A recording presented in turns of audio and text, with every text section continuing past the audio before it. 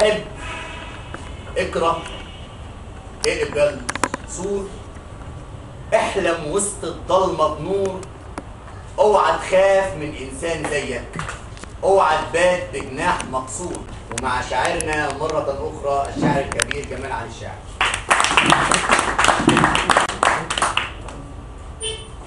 أستاذ جمال، حب اقرا قصتنا ايه؟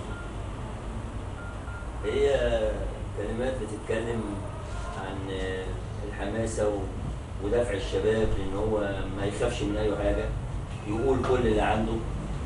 عصر الخوف والظلم انتهى،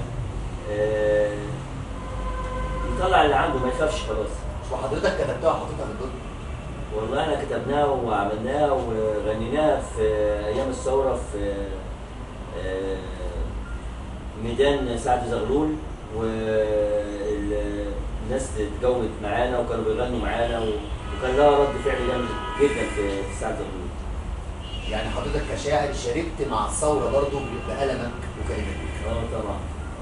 حب اقرا اقبل صور، انا سمعتها برضه على النت من طفل صغير بيغنيها، فوجئت ان هو بيقولها، فانا فرحت جدا ان لما يكون طفل بيقول حب اقرا اقبل صور، مش واحد كبير، مش في ميدان عام، ولكن هنسمع صوت طفل صغير بيقول حب اقرا، الفنان بتاعنا الصغير ابراهيم صبري.